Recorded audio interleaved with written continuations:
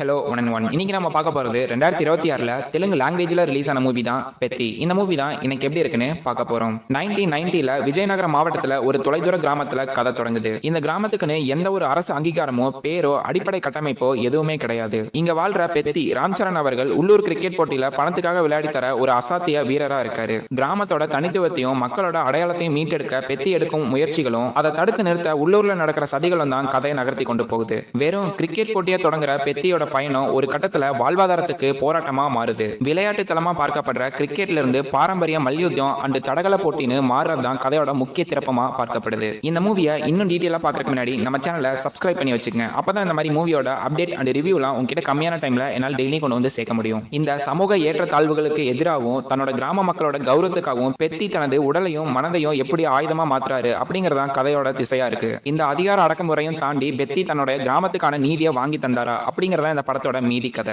ராம் சரண் தன்னோட சினிமா பயணத்துல ஒரு மெச்சூரான ஆக்டிங்கா இந்த படத்துல கொடுத்திருக்காரு. ராம் சரண் அவர்களுக்கு இந்த படம் ஒரு முக்கியமான படமாகவும் அதே சமயம் ஒரு மெச்சூரான ஆக்டிங்கா கொடுத்திருக்காரு. கிராமத்து யங்ஸ்டருக்கு தேவையான அந்த உடல் மொழியும் அண்ட் எமோஷனல் காட்சியும் ரொம்பவே மிரட்டியிருக்காருன்னு தான் சொல்லணும். ஜான்சி கபூர் கிராமத்து பெண்ணா கரெக்டா நடிச்சிருக்காங்க. சிவராஜ்குமார் அவர்கள் படத்துக்கு ஒரு பெரிய பிளஸ் சேர்த்திருக்காருன்னு தான் சொல்லணும். ஜெகபதி பாபு அண்ட் போப்பன் ராணியோட வில்லத்தனம் படத்துக்கு ஒரு பெரிய டெப்த கொடுத்திருக்குன்னு தான் சொல்லுவேன். டைரக்டர் கிராமத்துல நடக்கிற அந்த யதார்த்தமான காட்சிகளையும் அதே சமயம் பிரம்மாண்டமாகவும் கொடுத்திருக்காரு. ஒரு ஸ்போர்ட்ஸை எப்படி உணர்வுபூர்வமாகவும் அதே சமயம் சமூகத்துக்கான ஒரு போராட்டமாகவும் மாற்ற முடியுங்கிறது டைரக்டர் ரொம்ப நல்லா கொண்டு வந்திருக்காரு. கிரிக்கெட் அண்ட் குஸ்தி சண்டை இது ரெண்டும் ரொம்ப ஆக்கப்பூர்வமா வடிவமைச்சிருக்காங்க. ராம் சரணோட ஸ்கிரீன் பிரசன்ஸ் ஆக்ஷன் காட்சிகள்ல வேற லெவல் பண்ணிட்டாரு.